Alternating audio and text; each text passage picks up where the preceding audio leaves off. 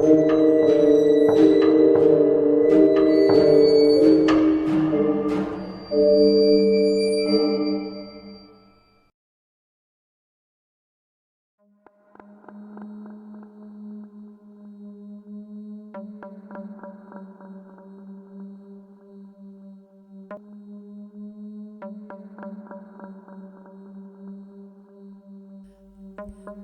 inget malam itu gua lagi mau tidur. Lampu kamar udah gua matiin. Di luar turun hujan gede. Tiba-tiba gua denger suara pintu kamar dibuka. Karena gua penasaran, gua turun dari tempat tidur. Gua jalan sampai pintu kamar. Pas gua intip, ada nyokap gua. Wajahnya kayak orang bingung. Gua udah mau buka pintu kamar, tapi tiba-tiba nyokap gua masuk ke kamar itu. Awalnya gua pikir selesai. Toh dia berdiri di depan kamar adik gue. Namanya Lindu. Pas gua mau balik ke tempat tidur, tiba-tiba gua denger suara Lindu teriak kenceng. Nyokap mau bunuh anaknya sendiri. Gua lari, diikuti orang serumah. Lo tahu apa yang terjadi di sana? Wanita itu menatap semua orang yang melihatnya bercerita.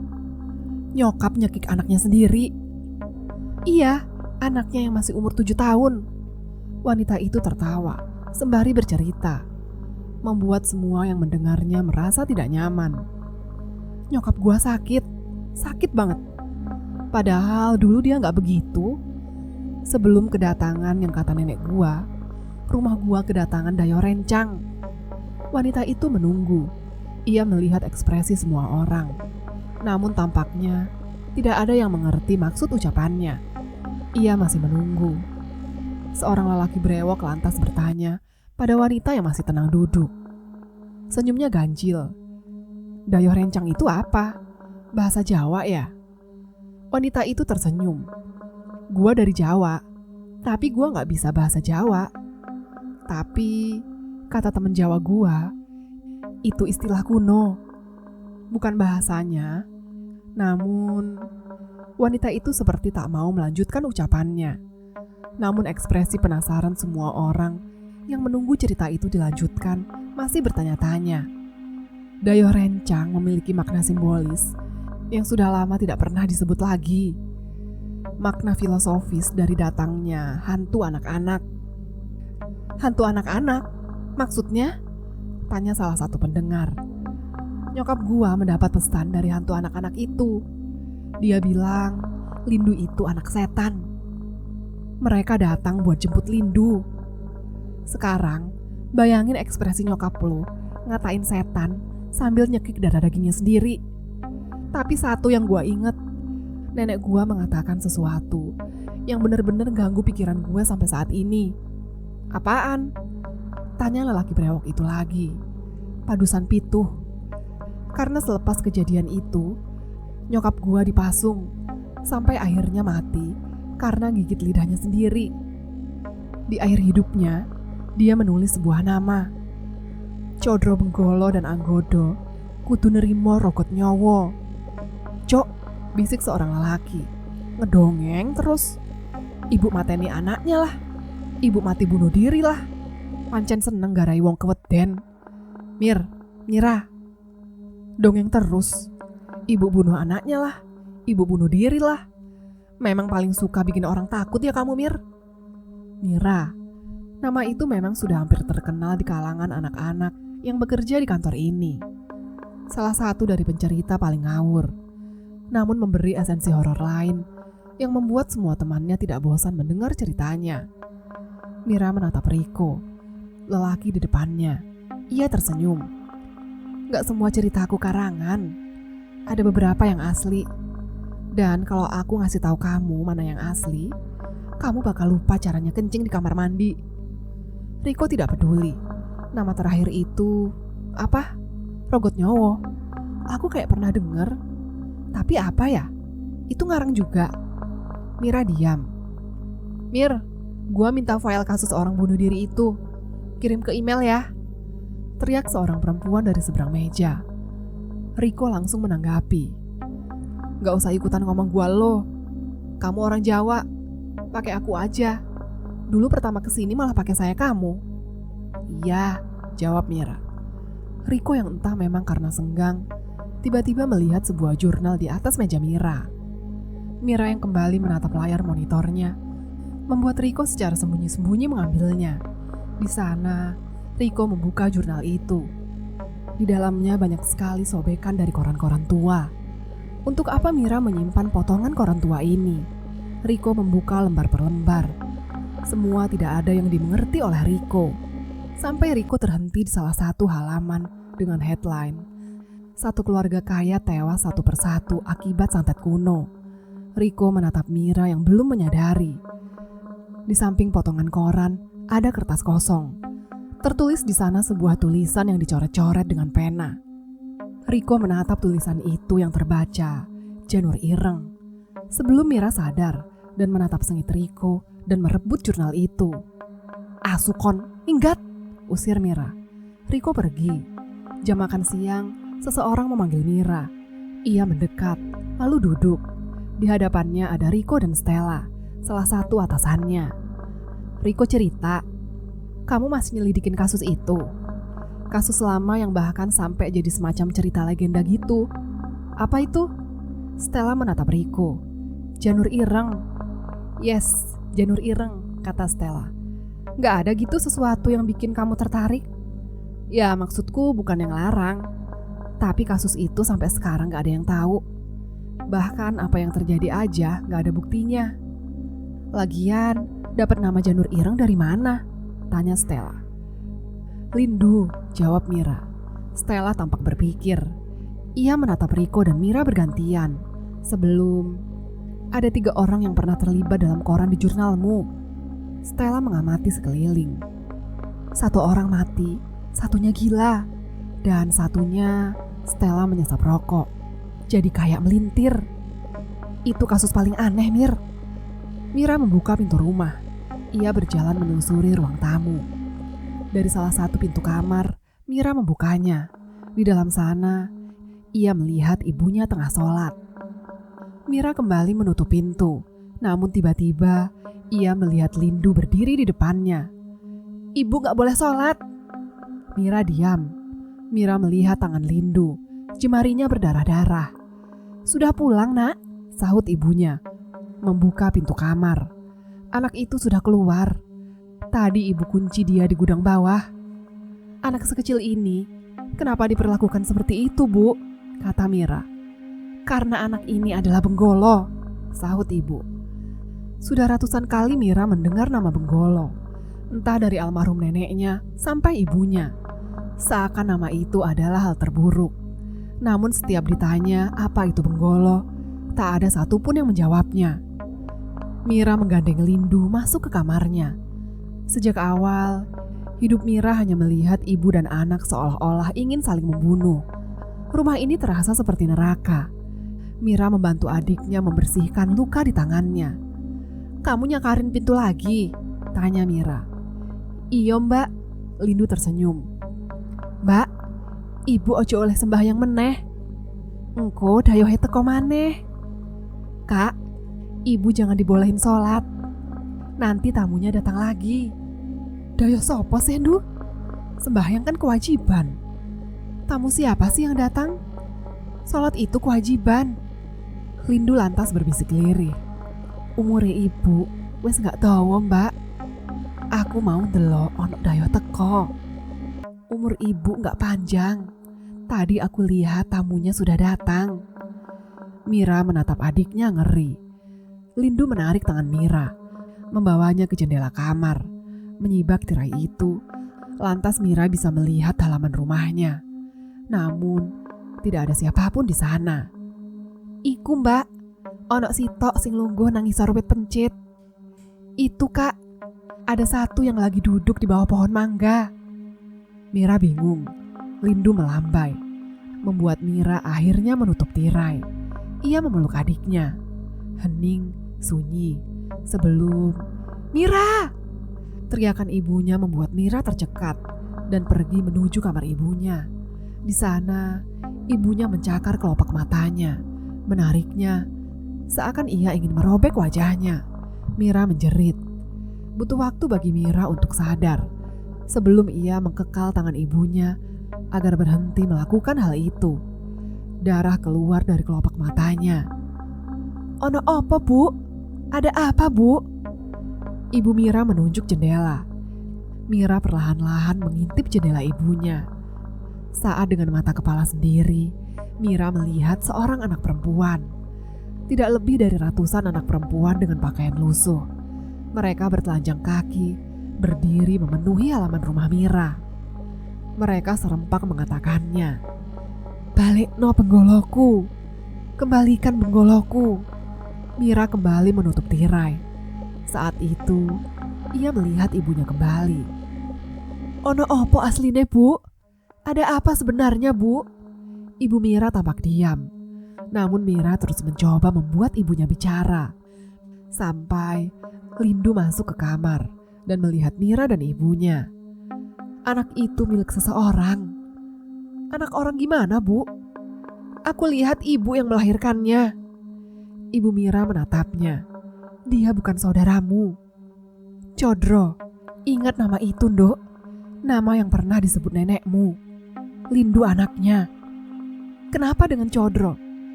Dan siapa dia?" Lindu tiba-tiba mengatakannya. "Rogot nyowo, Mbak."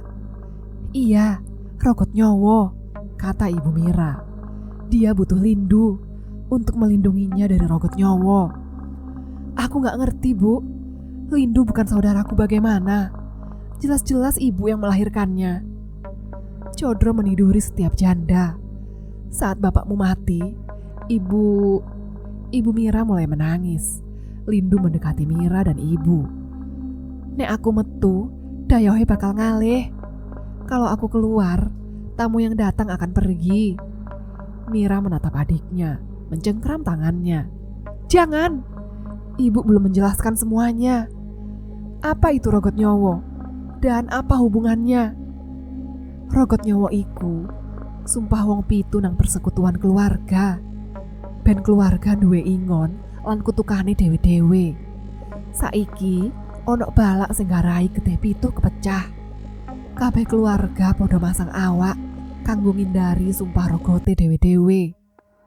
Rogot nyowo adalah sebuah sumpah dari 7 orang yang bersekutu. Keluarga besar yang semuanya punya peliharaan dan kutukannya sendiri-sendiri. Sekarang, bencana yang membuat 7 darah terpecah membuat semua keluarga pasang badan untuk menghindari sumpah mereka sendiri-sendiri. Mendengar penjelasan itu dari ibunya, Mira lantas memeluk Lindu. "Tetap saja, dia ini anakmu. Gak seharusnya dia diserahkan." Saat Mira mengatakan itu, ia ingat anak-anak perempuan di luar rumahnya. Jangan-jangan Lindu menatap Mira. Ia mengangguk. "Mereka milik Codro, Mbak." Mira memeluk ibu dan adiknya, menjaga mereka dari teriakan yang terus-menerus memanggil. "Benggolo." Sampai tiba-tiba suara mereka hilang, lenyap. Semuanya menjadi hening, sunyi. Sebelum Lindu menggigit lengan Mira hingga robek dan mencengkram kepala ibunya yang masih mengenakan mukena, membenturkannya ke meja sembari berteriak keras-keras, "Wedokan goblok, perempuan bodoh." Mira meringis melihat adiknya terus-menerus menghantamkan kepala ibunya. Suara Lindu terdengar berat, layaknya suara seorang lelaki tua. Ia terus-menerus menghantamkan kepala ibunya sebelum Mira menarik kerah bajunya, menghantamkannya ke lantai dan mencekik leher Lindu. Ia melihat adiknya meronta-ronta, namun Mira terus mencekiknya. Butuh waktu sebelum Mira benar-benar sadar atas apa yang dia perbuat. Ia melepas Lindu, berlari keluar rumah dan berteriak keras sampai tetangganya berkumpul dan menyaksikan semua itu. Mira beruntung malam itu tidak ada yang meninggal, meski ibunya tidak sadarkan diri. "Aku gak percaya sih sama cerita begitu," kata Riko. Ia datang setelah Mira menelponnya. "Codro, itu nama samaran atau bagaimana? Banyak orang yang punya nama itu," sahut Riko mengingatkannya. Mira hanya diam. Ia masih terbayang adiknya. Sampai Riko mengatakannya, "Adikmu sejak dulu aneh kan? Gimana kalau adikmu diruqyah saja? Aku kenal orang yang bisa bantu. Itu kalau kamu mau. Sekaligus menghindarkan adikmu dari ibumu. Mira menatap Riko sebelum mengangguk. Esok hari, saat semuanya kembali normal, Lindu harus dibawa. Sebelum Mira pergi dan melihat kondisi rumahnya yang penuh dengan tetangga yang membantu, Riko kembali memanggilnya. Mir, rogot nyawa yang kemarin aku tanyakan, aku sudah ingat. Mira berhenti untuk mendengarkan. Ia melihat Riko. Dulu, aku punya kenalan yang pernah nyebut rogot nyawa. Riko menatap Mira. Namanya Dela Atmojo. Tapi sudah lama aku gak pernah melihatnya. Nanti kalau ketemu dia, aku akan tanyakan maksud kalimat itu. Mira diam. Ia mengulangi nama itu. Dela Atmojo. Darah di lengan Mira masih mengalir. Ia menutupnya dengan potongan kain yang ia temukan. Rumah masih ramai dengan tetangga yang berkumpul. Mira menatap ke sekeliling, menemukan Lindu yang diikat seperti pencuri di pasar-pasar. Bu, kata Mira menatap ibunya. Lindu biar ku bawa. Mira melepas ikatan Lindu, menggendongnya paksa. Semua tetangga menatap khawatir anak itu. Gak apa-apa, kata Mira, menenangkan semua tetangganya. Tatapan mereka khawatir. Ibu hanya mengawasinya. Ia tahu apa yang akan dilakukan anaknya. Dok, katanya saat Mira mulai pergi. Kon bakal nyesel gawa iblis iki. Kau akan menyesal kalau membawa iblis ini. Semua tetangga menatap Mira dan Lindu. Lalu gimana? Mau dibunuh saja? Ambilkan parang di dapur, biar ku gorok di sini darah dagingmu, ancam Mira. Tak ada yang berani berkomentar sebelum Riko masuk. Sudah Mir, gak enak didelok wong akeh. Sudah Mir, gak enak dilihat orang banyak, bujuk Riko meraih Lindu dari tangan Mira. Bu, biar tak bawa Lindu. Mungkin ada cara biar dia tidak seperti ini, bujuk Riko yang hanya ditanggapi sinis oleh ibu. Terserah, sahut ibu tak peduli. Riko sudah pergi. Ketika Mira berbalik berniat pergi, ibu merengkuh anaknya, memeluknya, sembari berbisik lirih. Iki bapak munduk sing salah sakjane. Ibu melakukan ini biar kamu hidup. Ini semua salah ayahmu. Aku melakukan ini biar kamu bisa hidup. Mira terlihat bingung. Maksudnya apa, Bu? Tanya Mira. Ibu gak bisa ngomong. Ibu sudah janji sama mbahmu. Katanya, kelahiranmu itu pertanda akan terjadinya rogot nyawa. Ibu takut, Mir. Takut kalau apa yang dibilang mbahmu kejadian. Rogot nyawa? Mira masih bingung. Ia tak mengerti apapun itu. Rogot nyawa itu apa, Bu? Ndak bisa. Ibu ndak mau bicara. Ibu sudah janji. Kamu istimewa, Mir. Rogot nyawa ditentukan oleh tanganmu sendiri. Ibu tidak boleh mengobrak-abrik takdir. Kamu sudah diikat oleh siapa, Bu? Paksa Mira. Namun ibu memilih diam. Terserah, Bu. Mira sudah besar. Tahu apa yang terbaik untuk Mira sendiri. Mira pergi. Malam itu adalah malam terakhir Mira melihat ibunya. Setidaknya itu mungkin menjadi yang terakhir kali. Karena setelah itu, semua dimulai dari titik ini. Padusan Pitu sudah menunggu Mira. Malam itu dingin. Mira duduk di depan, di samping Riko yang tengah menyetir. Ia menatap perempuan itu, tampak muram. Lindu tengah tidur. Malam ini begitu berat bagi mereka. Hening, sebelum Mira berbicara. Ibu bilang lagi, dia nyebut rogot nyawa lagi. Aneh kan? Riko hanya diam. Kadang orang tua memang begitu, Mir. Mungkin karena ibumu dulu kejawen seperti ceritamu. Mbahmu juga gitu kan? Dan bapakmu. Riko melirik Mira, menunggu reaksinya. Mira selalu sensitif mendengar bapak. Aku gak pernah lihat bapak. Udah lama mati sejak masih kecil. Gak satu pun aku ingat tentang bapak. Seharusnya untuk anak seusiaku, pasti ada ingatan tentang bapak, walaupun samar. Tapi semakin keras aku coba ingat tentang bapak, semakin aku gak tahu. Mira tersenyum sinis, menertawai hidupnya. Mungkin keluargaku dikutuk kali. Mobil Riko terus melaju. Malam semakin larut. Mira tak tahu kemana Riko akan membawanya. Yang ia ingat, Riko akan mengantarkannya menemui seseorang. Seseorang yang bisa merawat Lindu. Setidaknya melihat apa yang sebenarnya terjadi pada anak itu. Anak yang selalu disebut iblis oleh ibu. Tanpa terasa, 8 jam sudah mereka berkendara. Setelah berhenti di beberapa titik, Riko masuk ke dalam sebuah desa.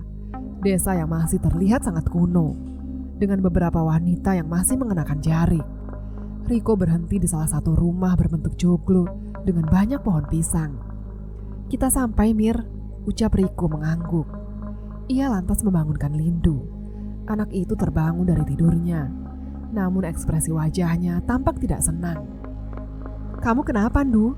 tanya Mira, khawatir. "Lindu gak mau turun. Ini tempat apa?" "Tempat ini gelap sekali." "Gelap?" batin Mira. Ia menatap Riko yang menggeleng bingung. Tak beberapa lama, seorang ibu mendekati mobil mereka. Ia membawa tali di tangannya. Riko melangkah keluar. "Wes teko le? Sudah datang, Nak?" Riko mengangguk. "Bawa ke sini anaknya, biar kami urus." "Urus bagaimana maksudnya, Bu?" tanya Riko. Ia bingung. Sebelumnya, bahkan ia belum memberitahu apapun kepada mereka semua. Tapi seakan-akan mereka tahu bahwa Riko akan datang membawa sesuatu. Terlalu lama si ibu itu mendekati mobil, menarik kaki Lindu dari kursi belakang. Wanita itu tampak sangat murka. Beberapa kali ia menyebut penyakit, dan hal itu membuat Mira marah. Mira mencoba menghentikan perlakuan kasar wanita itu. Namun ia menatap Mira sengit, lalu berujar, "Nyawa adikmu, apa nyawamu? Nyawa adikmu, apa nyawamu?" Mira baru sadar. Di sekeliling mobil sudah dipenuhi wanita yang menatapnya marah. Riko hanya menggeleng pada Mira. Ia tidak tahu apa yang terjadi di tempat ini. "Kon wis dienteni ambek Baduh, Mbak Mira. Kamu sudah ditunggu Baduh di dalam, Mbak Mira." Mira melangkah turun. Semua wanita mendekati mobil, memaksa Lindu keluar dari sana. Sedangkan Mira mengikuti satu di antaranya. Ia berbicara kepada Mira. "Semalam Baduh mimpi. Katanya yang akan membawa Bagebluk akan mampir ke rumah ini," kata si wanita. "Namanya Mira." "Bagebluk?" tanya Mira. Ia mengangguk, mengoreksi kalimatnya. "Bencana, Mbak, maksudnya." Mira menatap pintu joglo, dan saat itu juga ia merasakan perasaan paling tidak enak. Ada sesuatu yang benar-benar gelap di sana. Dada Mira terasa sesak. "Ini baru pembukaan, Mbak. Kamu lebih sakti." "Aku sakti?" Wanita itu mengangguk.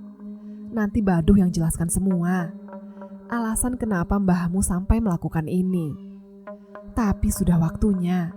Dari timur angin sudah gelap. Ada yang akan terjadi. Saya saja sudah gak tidur selama berhari-hari. Darah sudah diteteskan di timur," ucap si wanita. Mira mengikuti si wanita masuk ke dalam rumah. Aroma lumpur tercium dari setiap sudut. Banyak pintu kayu terlihat di depan Mira. Si wanita menuntun, sementara Mira semakin merasa nyeri. Kepalanya seperti ditekan dengan keras. "Sedikit lagi, ditahan, Mbak," katanya. Mira menelusuri lorong rumah. Ia dituntun perlahan. Namun Mira selalu mendengar jeritan dari setiap kamar. Suara memekikkan mereka membuat Mira semakin merasa terbebani. "Nggak usah didengar," kata si wanita. "Tempat apa ini?" "Omah Ruwut, rumah tenung." Mira berhenti di salah satu kamar. Ia penasaran dengan apa yang terjadi di dalamnya. Tak ada apapun di sana, kecuali sebuah ranjang kosong dengan seorang lelaki yang tengah duduk membelakangi pintu. Mira tertuju pada sosok lelaki itu. Ia hanya diam, sebelum perlahan tubuh lelaki itu bergerak. Ia memutar tubuhnya perlahan-lahan. Mira memekik ngeri, menatap tubuh lelaki itu berputar, menatapnya kosong. Seketika pintu ditutup. Si wanita melihat Mira. "Sudah tak bilang, ini omah ruwut, Mbak." Mira mengangguk. Wajah lelaki itu masih terbayang jelas di dalam kepalanya. "Di sini, Mbak, tempatnya." Mira menatap sepasang pintu. Guratan kayu di pintu tampak begitu usang. Berbeda dengan pintu-pintu lain di dalam rumah ini. Tidak hanya itu, pintu ini sengaja dirantai, seakan tidak sembarang orang bisa memasukinya. "Baduh," katanya, sembari menyeringai. "Monggo," katanya, seraya menunduk mempersilahkan. Mira melangkah masuk. Yang ia dapati di dalam ruangan itu adalah sebuah kamar tertutup dengan alas tanah. Di setiap sudut Mira melihat gabah padi tergantung. Tak hanya itu, Mira juga melihat tebu yang saling diikat. Ruangan ini lebih terlihat seperti gudang pangan dibandingkan sebuah kamar. Wanita itu menutup pintu sebelum merantainya. Mira hanya menatap ke sana kemari. Sebelum matanya melihat sesuatu di balik tembok lusuh. Ada ruangan lain dengan ranjang bertirai transparan. Di dalam ranjang bertirai itu, Mira melihat seseorang di dalamnya. "Ayo, Mbak," ucap si wanita, menuntun agar Mira mendekati ranjang misterius itu. "Sudah waktunya kamu tahu semuanya." Ruangan itu pengap. Sejauh mata memandang, Mira hanya melihat tumpukan hasil bumi yang seperti tidak pernah disentuh, diletakkan begitu saja memenuhi ruangan ini. "Ini semua ucapan terima kasih dari orang-orang," kata si wanita. "Nggak usah diperdulikan." Mira berdiri, menatap sosok di balik tirai itu.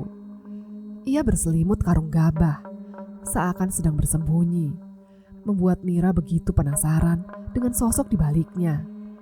"Silakan duduk, Mbak," ucap wanita itu, meletakkan kursi kayu di depan ranjang sebelum mendekatinya, seperti tengah menguping.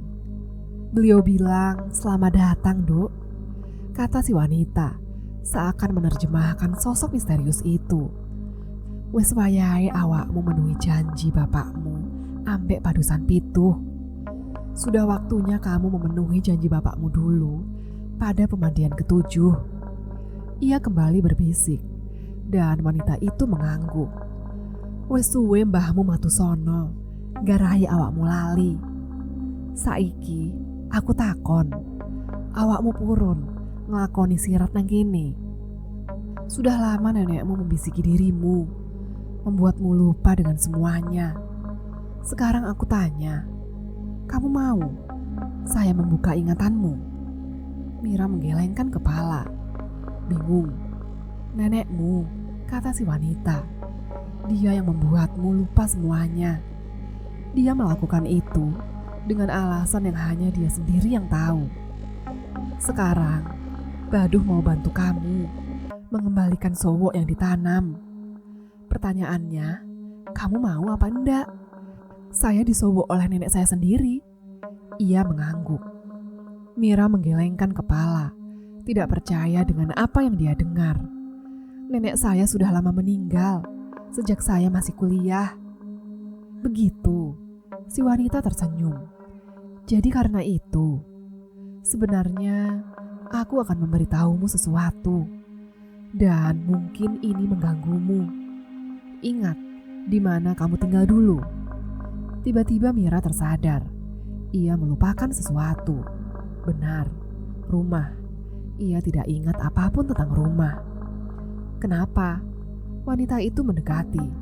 "Kamu lupa?" Mira menatap si wanita. "Bahkan kamu tidak akan bisa menjawab pertanyaanku yang ini. Alasan apa kamu tetap membayar kos tempatmu tinggal dulu? Padahal kamu sudah lama tidak tinggal di sana."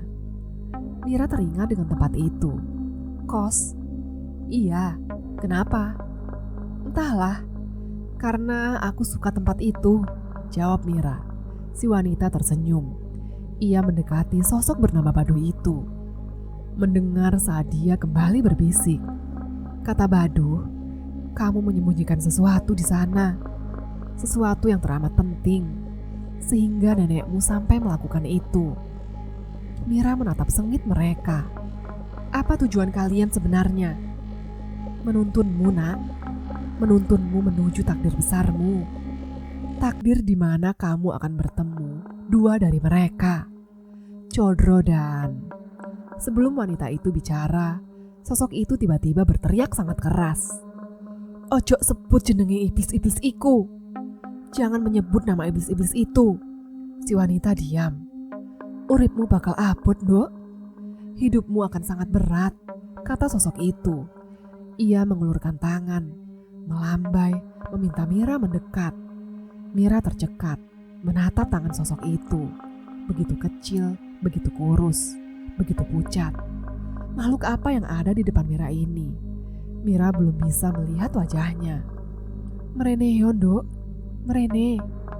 Kesini nak, kesini. Mira menatap si wanita.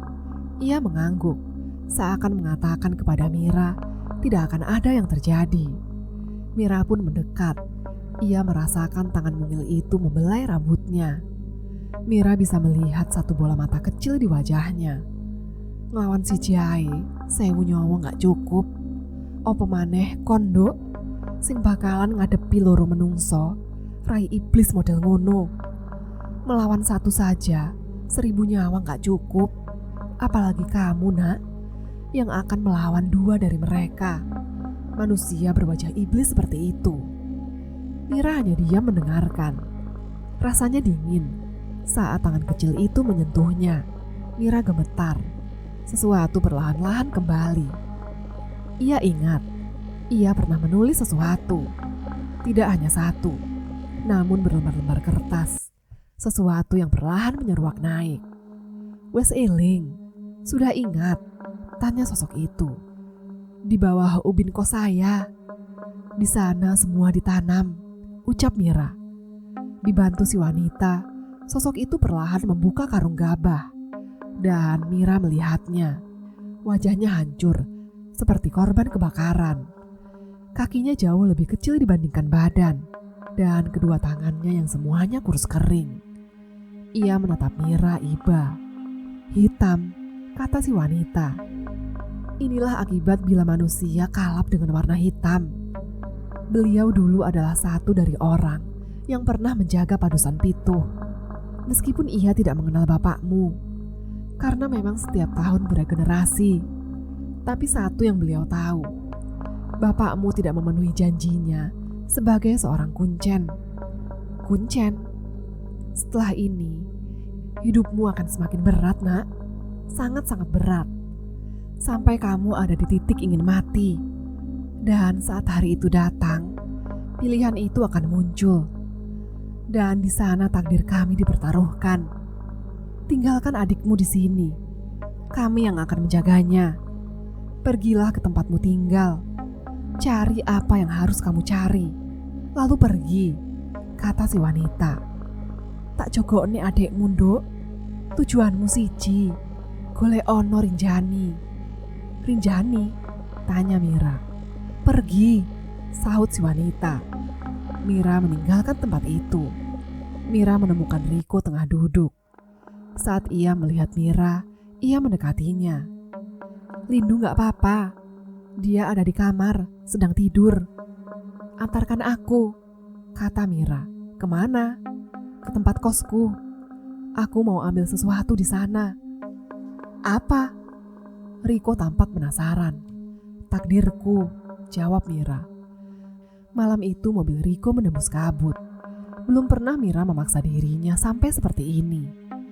Tak ada yang tahu apa saja yang Mira dengar.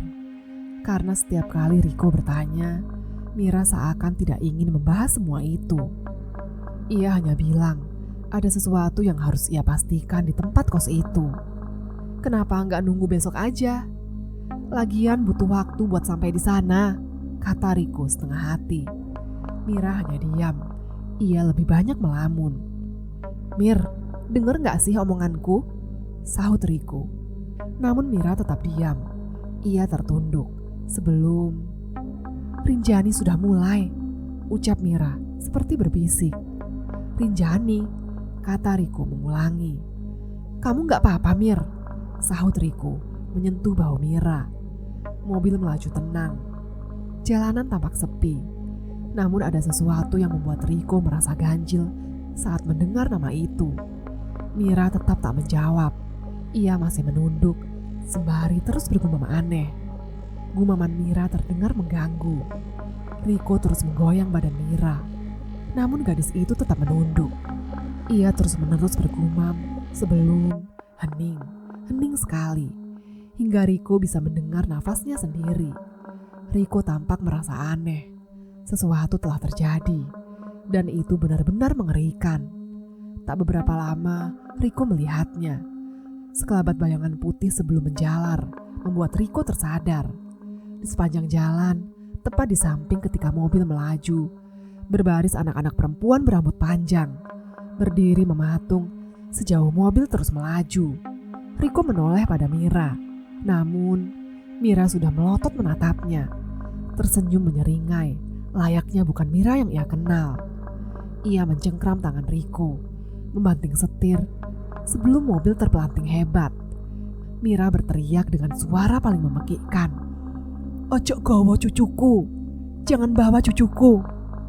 Untungnya Riko masih mampu mengendalikan mobil. Ia menghantam kepala Mira dengan sikunya. Meski mobil sempat keluar jalan, Riko berhasil menginjak rem kuat-kuat. Ia menatap Mira pingsan dengan darah di kening. "Asu, meh mati aku. Anjing, hampir saja aku mati." Riko melangkah keluar dari dalam mobil. Ia menatap ke sekeliling. Tak ditemui lagi sosok anak kecil yang menatapnya di tepian jalan. Riko tampak bingung. Kejadian yang baru menimpanya benar-benar kacau. Ia mendekati kursi Mira, membuka pintunya, mencoba memastikan keadaannya. Mir, panggil Riko. Namun perempuan itu tak menggubrisnya. Riko semakin bingung. Tiba-tiba Mira membuka matanya, mencekik leher Riko. Riko tercekat kaget sebelum memukul wajah Mira hingga perempuan itu benar-benar tak sadarkan diri. "Mati arek iki. Sial, mati anak ini," batinnya. Saat itu juga Riko masuk lagi ke dalam mobil. Tanpa membuang waktu, ia meninggalkan tempat itu. Ia tahu ada yang tidak beres dengan sahabatnya. Dan itu semua sepertinya berhubungan dengan tempat yang akan ia tuju. Apapun itu, Riko harus mencari tahu ada apa di sana. Pagi sudah datang. Sepanjang malam Riko tak beristirahat. Meski pertanyaan itu masih berputar di dalam kepalanya. Ia berusaha sesekali melirik Mira yang masih terlelap dalam tidurnya. Ketika jalanan sudah mulai ramai, Mira membuka mata. Hidung dan keningnya nyeri. Ia menatap Riko. "Kenapa?" tanya Mira. Ia mengelap darah di hidung dan keningnya. "Ada yang terjadi sama aku?" Riko menatapnya sesekali, sebelum tersenyum kembali memandang jalanan. "Gak ada kok, semua aman." Mira mengangguk. "Ini tempatnya," kata Riko setelah memasuki sebuah gang. Mira mengangguk. Mobil perlahan mendekat. Mira bisa melihat pagar besi yang dulu sering ia lewati saat malam ketika ia belum selesai menyelesaikan tugas di kampus. Ia masih ingat tempat ini, namun ia tidak ingat ada apa di sini. Mira melangkah turun dari dalam mobil. Riko mengikuti. Perlahan mereka berjalan mendekati tempat itu. Sesekali Riko menatap ke sekeliling. Tidak ada yang aneh dari tempat ini. Mira menyalakan lonceng. Seorang ibu-ibu mengamatinya dari jauh.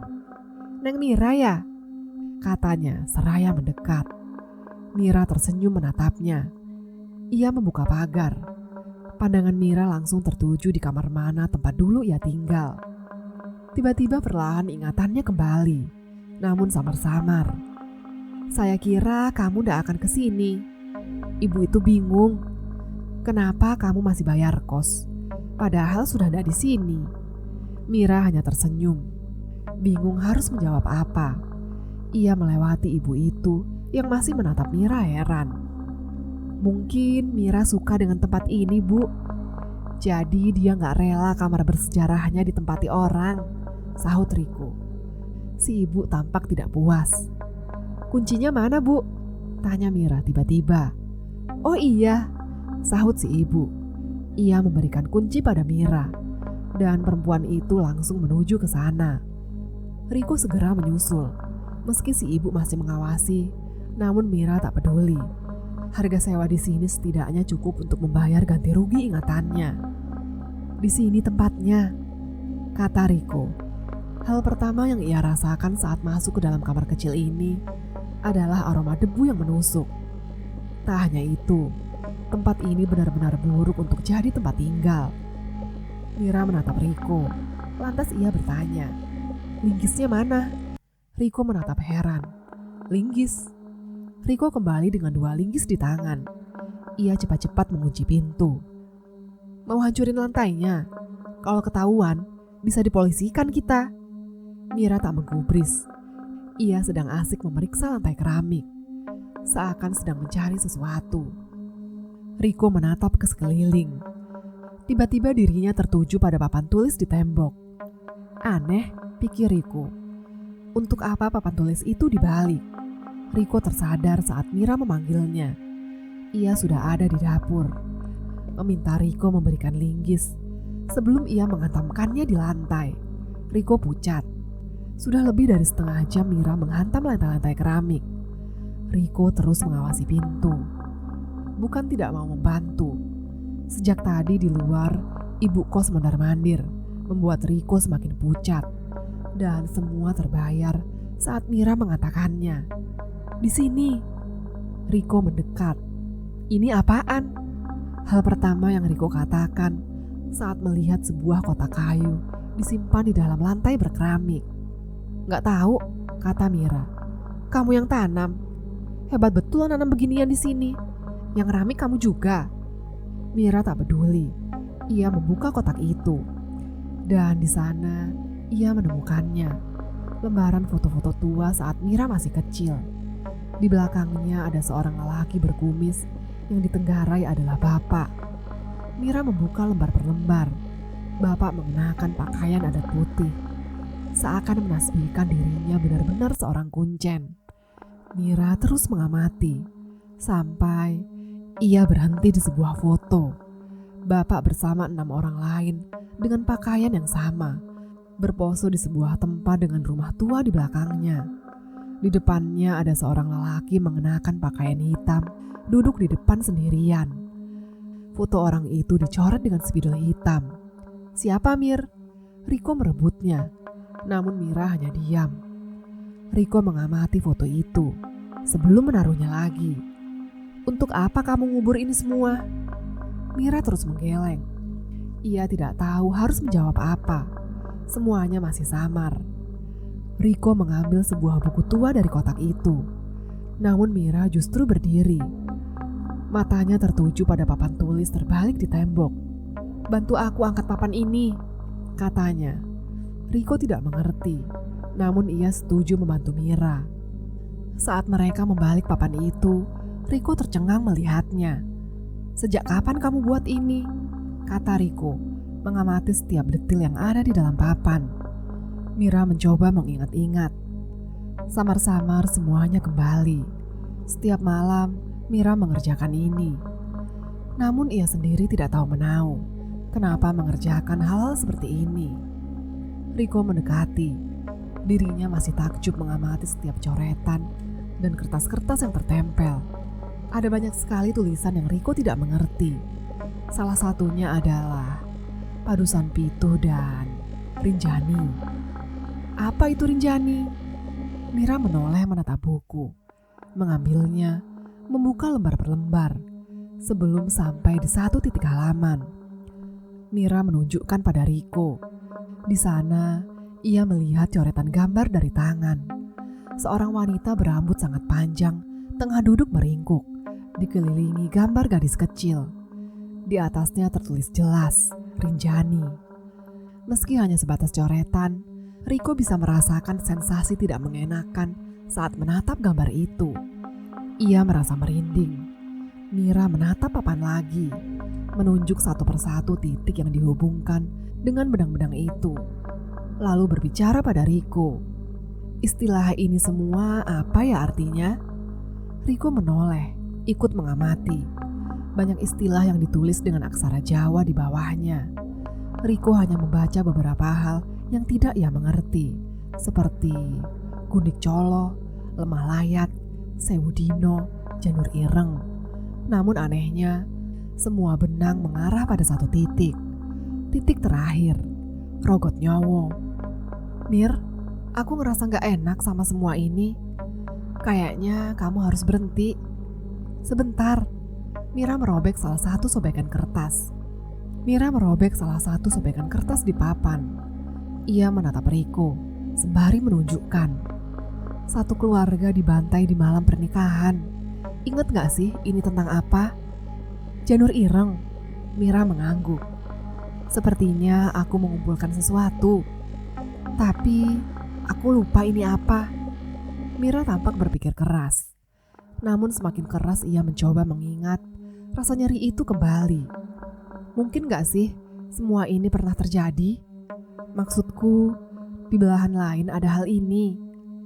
Koran ini misalnya, untuk apa ku robek? Mira mengambil buku itu lagi, melihat lembar per lembar, hingga terdengar suara pintu diketuk. Riko dan Mira tercekat. Tunggu di sini, kata Riko. Ia mendekati jendela, mengintip siapa yang sudah datang. Rupanya ibu kos. Riko bersiap membuka pintu, tapi tiba-tiba Mira menariknya. Ia menyeringai lagi, melotot menatap Riko. Ojo dibuka, jangan dibuka, katanya. Riko terdiam. Pintu terus-menerus diketuk. Sementara Riko tidak mengerti apa yang terjadi. Dok, buka dok. Dok, buka dok. Nak, buka nak, teriak ibu kos. Mira hanya diam, berdiri melotot menatap pintu. Riko bergerak mundur, sementara pintu terus-menerus diketuk. Ia tak pernah merasa ada kejadian sejanggal ini. Sebelum hening, Riko menelan ludah, dan pintu dibuka perlahan. Hal pertama yang Mira lakukan adalah menerjang wanita itu. Ia mencengkram lehernya, berusaha membunuhnya. Putuku ramelo urusan iki. Culno, ben aku ikhlas raono nang dunia iki. Cucuku tidak ikut urusan ini. Lepaskan, biar aku ikhlas tidak di dunia ini lagi. Namun wanita itu tertawa. Tawanya begitu aneh. Suaranya seperti seorang lelaki. Raiso, aku butuh putumu. Tidak bisa, aku membutuhkan cucumu. Mira berteriak keras sekali. Namun wanita itu tertawa semakin keras. Mira mencengkram terus-menerus lehernya. Riko yang awalnya diam menarik Mira, mencoba melepaskan cengkeraman itu. Edan, gila, bisa-bisa mati nih orang. Namun Mira terus melawan. Semua kejadian gila itu membuat semua orang berkerumun sebelum memisahkan mereka. Mariki, suweyo gak, putumu bakal marani aku dewe. Pendek nih sing milih. Sebentar lagi, lama atau tidak, cucumu sendiri yang akan mendatangiku. Biar dia yang pilih. Wanita itu tersadar. Ia menatap semua orang sebelum bertanya apa yang terjadi. Mira pun sama. Ia tidak tahu kenapa semua orang berkerumun di sini. Hari itu juga, Riko membawa Mira pergi. Nanti ku jelaskan apa yang terjadi, kata Riko. Riko sudah meletakkan papan itu di dalam rumahnya. Ia masih tidak dapat berkomentar bagaimana Mira bisa mengumpulkan semua ini. Pantas kamu diterima jadi jurnalis. Lawang ngumpulin ini saja kamu bisa? Mira tak peduli. Ia terus-menerus membaca buku tua itu. Dulu, ibu pernah bilang, ada ilmu yang namanya Ngerogoh Sukmo. Dan nenekku katanya bisa itu, kata Mira. Lah, tapi nenekmu sudah lama mati kan? Kata Riko. Dia sudah gak butuh ilmu itu lagi. Dia bisa masuk sewaktu-waktu. Bukan nenekku, tapi yang merasuki ibu itu. Dia pasti bisa. Kadang aku mikir, kata Riko, ini semua ilmu kejawen ya? Kayaknya iya. Bagaimana kamu bisa mengumpulkan ini semua? Entahlah, ucap Mira. Lembar per lembar sudah Mira baca. Semua itu menceritakan Rinjani yang tinggal di sebuah gunung di Jawa. Namun bukan Gunung Rinjani. Mira berdiri mengangkat tasnya. Kayaknya aku harus pulang ke kampungku. Ada yang mau aku cari. Goblok, sahut Riko. Gak dengerin aku tadi ngomong apa. Mira hanya diam. Dia bilang, nanti kamu sendiri yang akan mencari dia. Lebih baik jangan, Mir. Firasatku gak enak. Mira tidak peduli. Ia mendekati sahabatnya itu. Aku titip Lindu. Sampaikan ke Mbak Stella juga. Aku cuti. Riko tetap tidak setuju. Ia mencengkram tangan Mira. Namun perempuan itu menatapnya sengit. Ini penting. Lepasin. Aku ikut, kata Riko. Mira menggeleng menjawab. Enggak. Kalau ada apa-apa, kabarin saja, kata Mira. Ia melangkah keluar rumah. Sudah lama Riko tidak melihat mata Mira seserius ini. Mira memang perempuan yang keras. Namun justru hal itu yang membuatnya berbeda di antara yang lain. Riko mencoba mengerti. Ia melihat bayangan perempuan itu pergi. Stasiun sangat ramai. Sembari menunggu kereta datang, Mira duduk. Sembari beberapa kali ia membolak-balik lembaran dalam buku itu. Mencoba mengingat detil yang ia lupakan. Namun sayangnya, tak ada yang ia ingat. Mira tersadar saat ada seorang lelaki mendekatinya, bertanya kepadanya. Mbak, punya korek enggak? Kata lelaki itu. Buat ngerokok. Mira melihat lelaki itu, sengit, tak menjawab pertanyaannya. Si lelaki beringsut mundur, takut. Dari jauh, lelaki lain berambut gondrong memanggilnya. Rus, ayo, bisnya wes tekan. Rus, bisnya sudah datang. Si lelaki menatap kawannya, sebelum ia menatap perempuan itu lagi. Jangan galak-galak mbak, nggak dapat jodoh nanti. Ruslan asu, telat kene. Ruslan anjing, nanti telat kita. Iyo Agus asu, kata lelaki itu. Dua orang aneh itu perlahan pergi. Mira menatap kereta sudah datang. Mira melangkah masuk ke gerbong. Ia menatap pemandangan itu untuk terakhir kalinya. Ia siap dengan semua yang sudah menunggunya. Ia harus mencari tahu siapa Lindu dan dia di kampung halamannya. Sudah lebih dari 6 jam Mira duduk di gerbong. Sudah puluhan orang datang dan pergi. Waktu berlalu begitu cepat, membuat Mira sendiri bertanya-tanya. Apa yang dia cari selama ini? Dan perlahan semua terungkap. Namun matanya menangkap seorang wanita tua. Ia duduk sembari mengawasi. Sejak tadi, wanita itu tak kunjung pergi. Ia mengenakan gaun lawas coklat dengan belanjaan tas sayur di samping kakinya. Mira berusaha mengabaikannya. Namun aneh, Mira merasa wanita tua itu terus melihat dirinya. Tak sedetik pun ia berpaling. Ekspresinya begitu dingin. Merasa ada yang salah dengan si wanita, Mira berdiri. Ia berniat untuk pergi.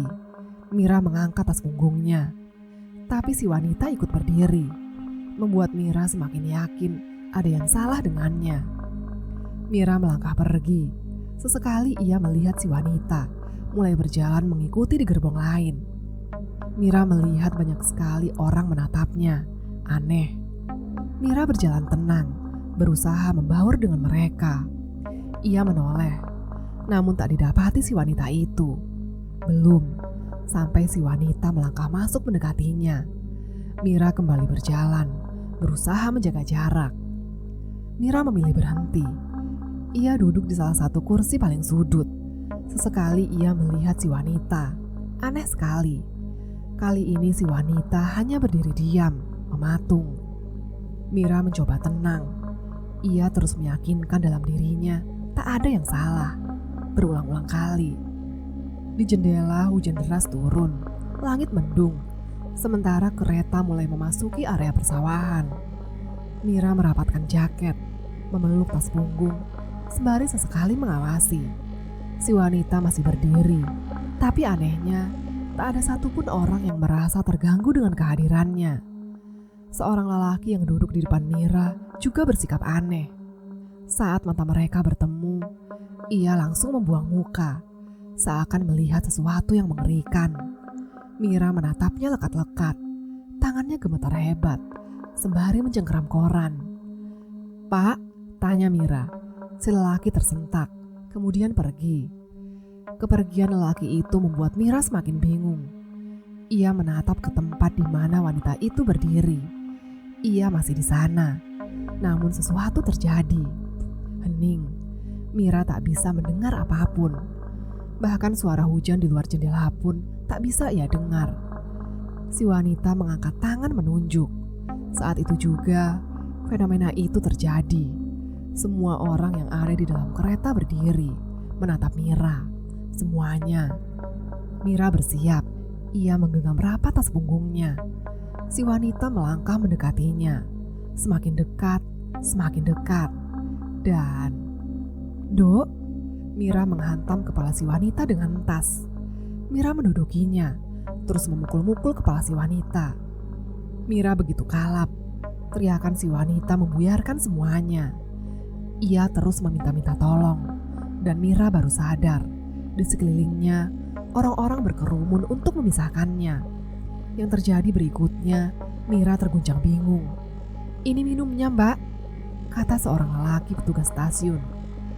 Mira duduk di dalam ruangan itu, dimintai penjelasan. "Nyapo toh, ngantemi ibu koyok wong kesurupan?" "Kenapa sih Anda memukuli ibu kayak orang kesurupan?" kata si lelaki. "Maaf Pak, saya juga ndak tahu," kata Mira menunduk. Si petugas melihat kawannya. Ia memberikan gestur tangan stres. Mira menoleh. Si petugas tampak tidak enak hati. Tersenyum sebelum melihat ke tempat lain.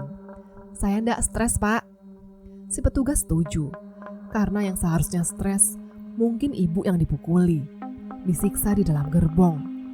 "Sebenarnya Anda beruntung, dia nggak nuntut. Anda boleh pergi. Tapi sebelumnya, buku apa ini?" Mira menatap buku yang dibawa. Buku itu tampak begitu usang bila diperhatikan lagi. "Itu peninggalan keluarga, Pak." Si petugas mengangguk, mengembalikannya. "Anda mau kemana?" Mira mengambil buku, membuka lembaran di dalamnya, menunjuk pada si petugas. Ketika si petugas melihat itu, ia menatap Mira, melotot sebelum memanggil kawannya. Wajah mereka tampak begitu panik sebelum mengatakan, "Mbak boleh pergi sekarang," kata si petugas tiba-tiba. "Monggo." Hujan masih turun. Mira melangkah menembus jalanan.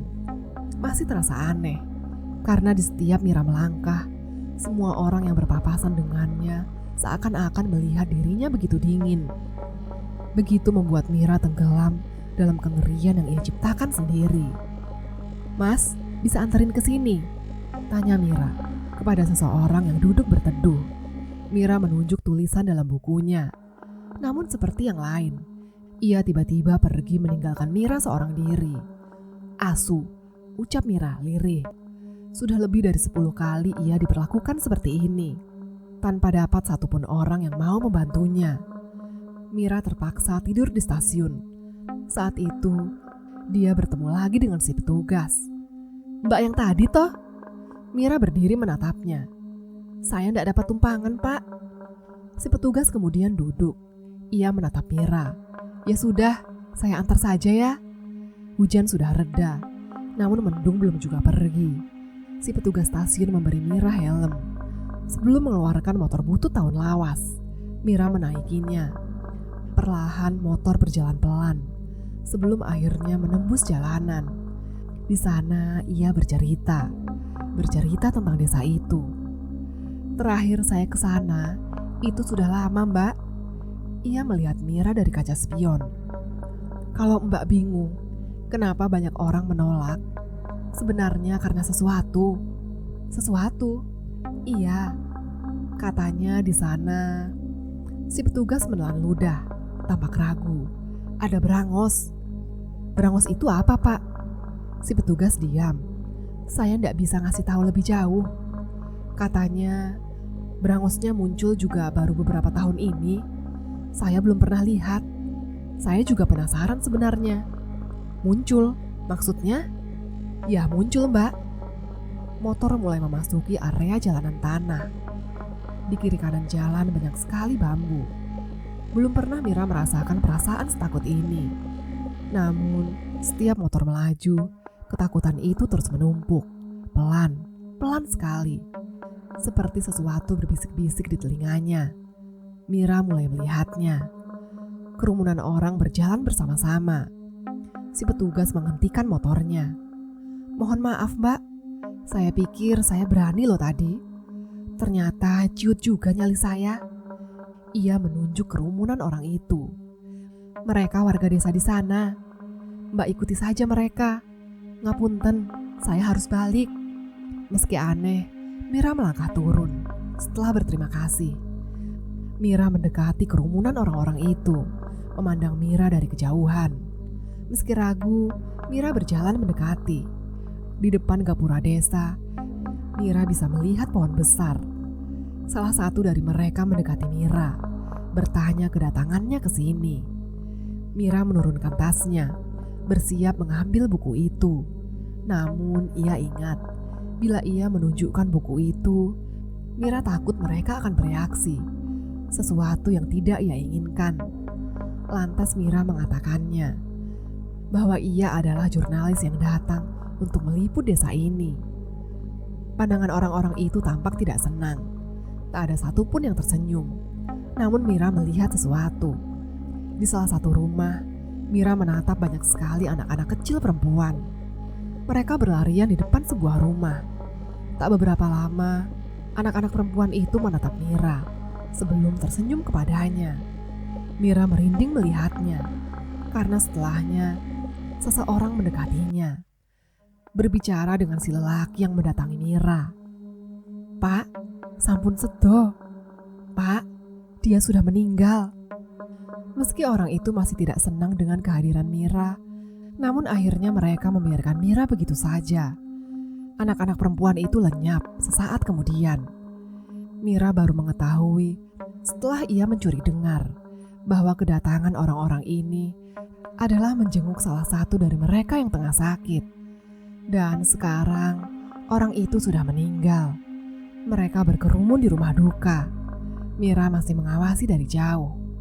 Bertanya-tanya, kenapa tak seorang pun bersahabat dengan kedatangannya.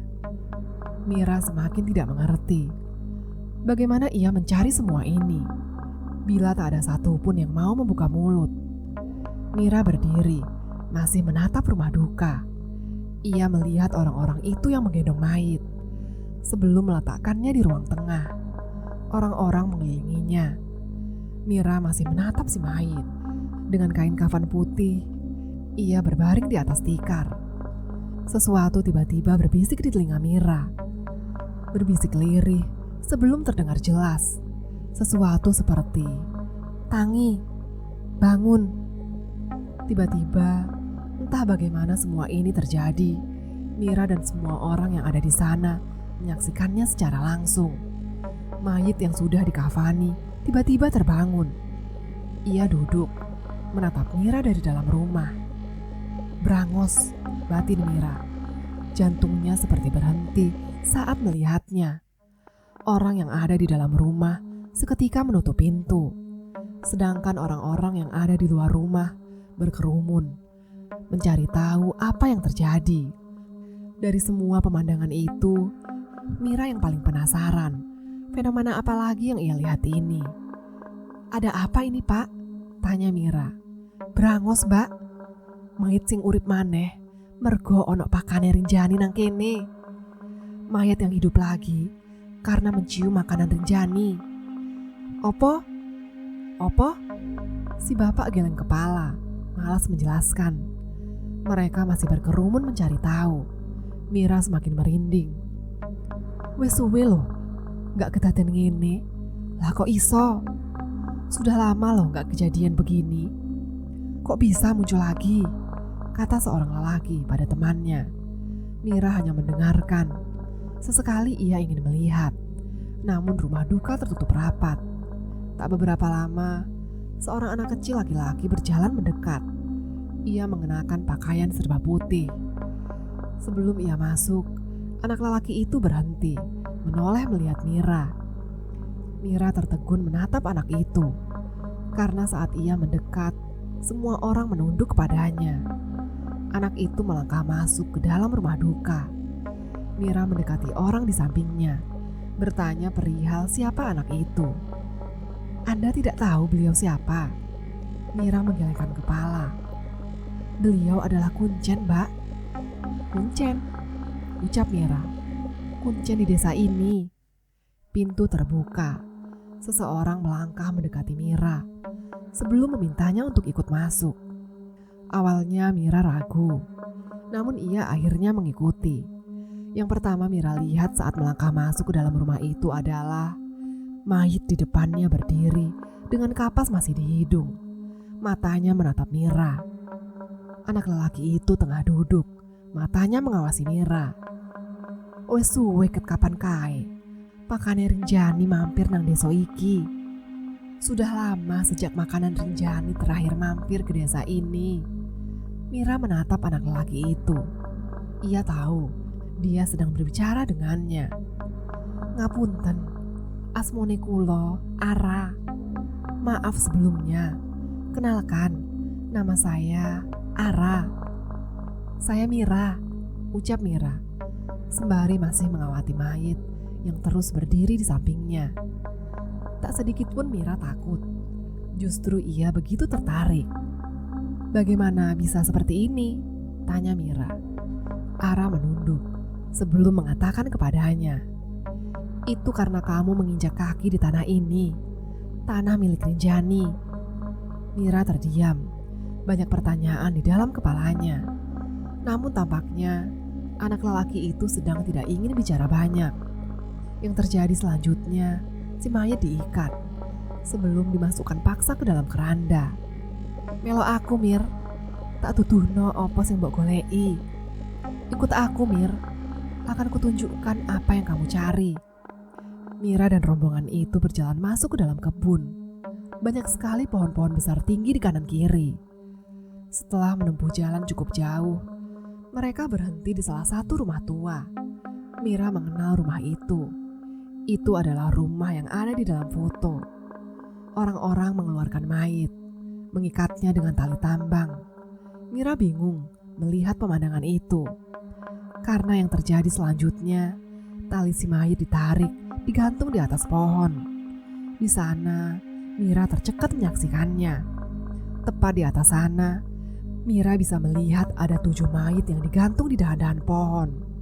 Mira tak bisa berkomentar. Ia syok menyaksikan pemandangan gila itu. Belum berhenti sampai di sana, Mira harus melonjak kaget saat satu persatu mayit-mayit yang digantung itu bergerak, menggeliat satu sama lain. Mereka hidup, batin Mira. Wes ngerti bahayani ilmumu. Monggo, silahkan. Sudah tahu bahayanya ilmumu. Mira melangkah masuk di dalam sebuah ruangan besar. Dari luar, rumah ini memang begitu megah. Terlalu megah untuk dimiliki seseorang di desa ini. Namun yang bisa Mira nilai dari rumah ini adalah bahwa rumah ini sudah ditinggalkan.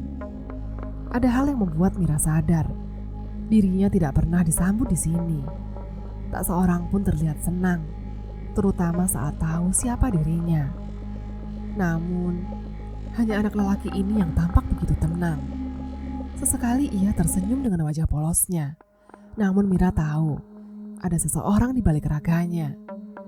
Wes suwe aku ngenteni kowe, sing ragil, sing paling janjeni. Sudah lama saya nunggu kamu, yang paling muda, yang paling menjanjikan. Ruangan itu pengap, tak seorang pun diizinkan masuk. Orang-orang desa menunggu di luar rumah. Anak lelaki bernama Ara itu terus berbicara. Ragil, ulang Mira. Tapi saya anak pertama. Ora, kata Ara. Awakmu ragil. Aku wis tau ketemu ambek kabeh pakane Rinjani. Kon sing terakhir. Saya sudah pernah bertemu dengan makanannya Rinjani. Dan kamu adalah yang terakhir. Mira tak mengerti. Anak itu masih memandanginya. Mira menurunkan tas punggungnya, mengeluarkan buku tua. Ia membuka lembar per lembar, sampai di gambar wanita dengan rambut panjang itu. Mira menunjukkan gambar itu pada anak lelaki itu, dan wajahnya seketika berubah. Ia memalingkan wajah. "Dok," katanya seraya berpaling. "Ojo pisan-pisan kue wani nudono aku Rinjani. Jangan sekali-kali menunjukkan kepada aku Rinjani," ucap Ara. "Apa itu Rinjani?" Ara meminta Mira memasukkan kembali bukunya. Sembari ia menata duduknya. Sebelum ia mulai mengatakannya. "Rinjani adalah ingon milik Codro. Aku kenal karo bapakmu, Nduk. Saya mengenal siapa ayahmu," ucap Ara. "Dia orang baik, sekaligus abdi kuncen yang bisa dipercaya. Dia jaga tempat itu karena memang tidak boleh sembarang orang mendekatinya. Kuncen Padusan Pitu. Suatu hari, ada dayoh datang ke tempat itu." Ara diam. Ia mencoba mengingat kembali kejadian itu. Dayoh itu adalah Poro Benggolo. Mereka datang menyampaikan pesan bahwa tuan mereka akan datang ke sini untuk mengambil sesuatu yang menjadi miliknya.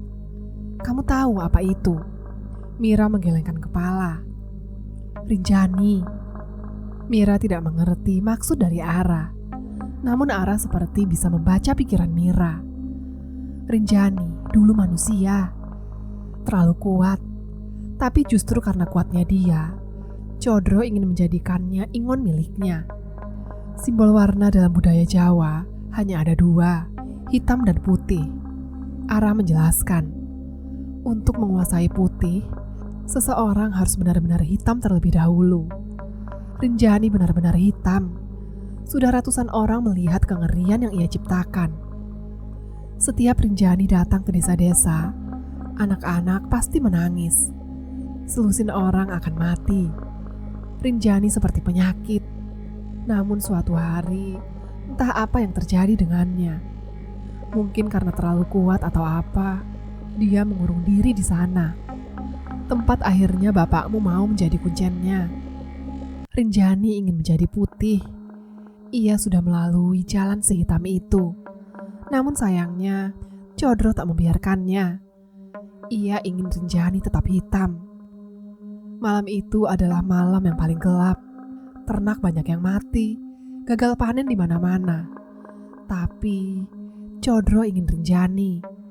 Setiap hari, Codro mengirim anak-anak ke tempatnya.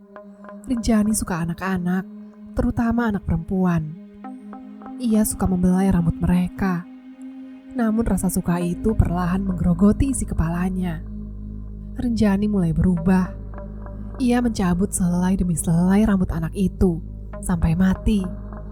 Setiap hari, selalu ada anak perempuan yang masuk ke tempatnya, dan tidak pernah keluar lagi. Kuncen yang semula menjaganya, karena ingin Rinjani berubah, mulai ragu. Mereka tidak mau lagi menuruti perintah Codro, memberi Rinjani anak lagi. Saat itulah, untuk pertama kalinya, Rinjani menampakkan dirinya. Ia keluar dari tempatnya bertapa. Kulitnya tirus pucat, tangan dan kakinya kurus kering. Namun rambutnya begitu panjang. Ia menatap semua kuncennya, lalu bersumpah, anak pertama dari mereka akan menjadi makanannya. "Maksudmu, makhluk itu ingin saya?" tanya Mira. Ia tidak begitu percaya dengan ucapan Ara. Anak kecil yang dirasuki oleh sesuatu yang seperti ingin menggiringnya. "Bukan itu yang saya ingin sampaikan." Ara menatap Mira. "Kau tahu, bapakmu benar-benar orang yang hebat. Paling hebat. Karena dari 7 kuncen yang memiliki anak, hanya bapakmu yang berhasil menangkal kutukan Rinjani untuk mendapatkanmu. Tidaknya membiarkanmu hidup sampai sejauh ini. Karena itu, aku manggil kamu Ragil, paling muda di antara mereka." Tapi Ara menatap Mira aneh. Setahun yang lalu, muncul 2 orang perempuan yang datang ke desa ini. Dia juga bisa menjadikan mayit hidup lagi, sama sepertimu. Namun aku tidak tahu siapa dia. Pengetahuanku terbatas. Dia hanya bertanya, di mana Rinjani sekarang. Tapi salah satu dari mereka bukan orang sembarangan. Aku tahu, kata Ara. Mira tiba-tiba membuka kembali lembaran-lembaran di bukunya. Ia menatap Ara sebelum menulis sesuatu di atasnya. Ia menunjukkan pada Ara saat itu juga. Senggar Turih dan Monorogo. Benar, kata Ara. Salah satu dari mereka diikuti oleh makhluk itu. Bagaimana kamu bisa tahu? Entahlah, kata Mira. Aku hanya menulis sesuatu yang kau ceritakan. Untuk apa mereka mencari Renjani? Aku tidak tahu. Sepertinya akan terjadi sesuatu yang sangat buruk. Lantas, aku kesini dengan satu pertanyaan. Ara mengamati Mira. Ia tahu apa yang akan dikatakan oleh Mira. Jangan, Duk. Bapakmu sudah susah payah ngelepasin kamu dari Renjani. Jangan kau tukar nyawamu dengan darah daging Codro. Kuperingatkan kau. Aku juga harus mencari Renjani, ucap Mira. Bangsat, teriak Ara. Kau tahu berapa lama aku nunggu kamu di sini untuk menyampaikan permintaan bapakmu langsung. Kalian benar-benar sama, bodoh dan nekat. Renjani tak akan pernah bisa diajak bicara. Setidaknya, itu yang terjadi dengan kepala keluarga Codro terakhir. Dia mati di tangan Renjani. Codro mati? Tanya Mira. Benar, sekarang keturunannya lah yang sekarang bersembunyi. Dia menunggumu mematahkan sumpah bapakmu sendiri. Aku tetap harus ke tempat Renjani. Ada yang harus dibenarkan, ucap Mira. Mira menatap Ara. Ia diam lama, sampai akhirnya anak lelaki itu menyerah. Bila memang kau memaksa, dan aku harus melanggar sumpahku juga, akan aku lakukan. Dua orang lelaki desa melangkah masuk ke ruangan. Satu dari mereka menarik rambut Mira, membuatnya menatap ke langit-langit. Sementara yang lain memegang tangan Mira, menahannya. Ara berdiri di atas meja, menatap wajah Mira, sebelum memasukkan tangan kecilnya ke dalam mulutnya. Ini akan sakit sekali, tahan. Mira tercekat, tubuhnya mengejang saat anak lelaki itu menarik sesuatu di dalamnya. Ini adalah sumpah bapakmu, Mir. Sumpah yang tidak pernah ia buat dengan yang lain. Namun untukmu, dia harus mengorbankan nyawanya. Mira menatap rambut dipintal, ditarik terus-menerus dari mulut Mira. Panjang, panjang sekali. Mira terus meronta, isi perutnya seperti ditarik. Sementara Ara terus berujar, "Ingat sekarang. Ingat, Mir." Sekelabat bayangan neneknya muncul. Mira mengingatnya. Mengingat saat neneknya merawatnya. Piring berisi makanan yang Mira makan selama ini, rupanya sepiring rambut panjang yang masuk ke dalam tubuhnya. Mata Mira berair. Rasa sakit itu menyeruak masuk ke dalam tubuhnya. Sementara dari tenggorokannya, rambut yang dipintal terus keluar.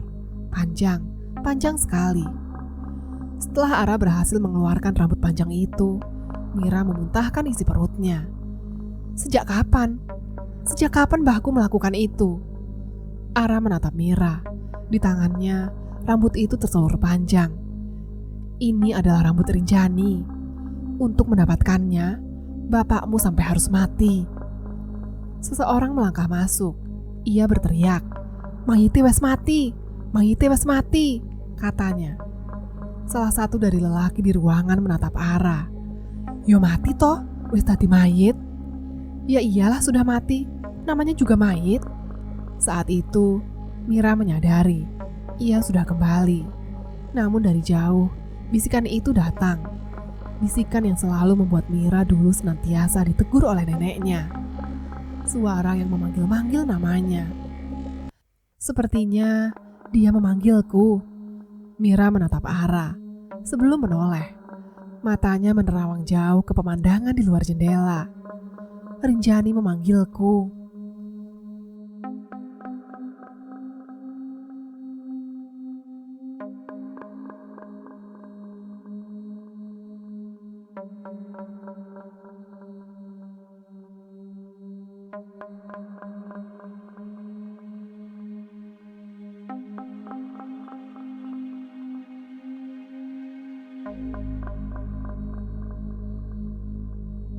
Jangan lupa like, subscribe, dan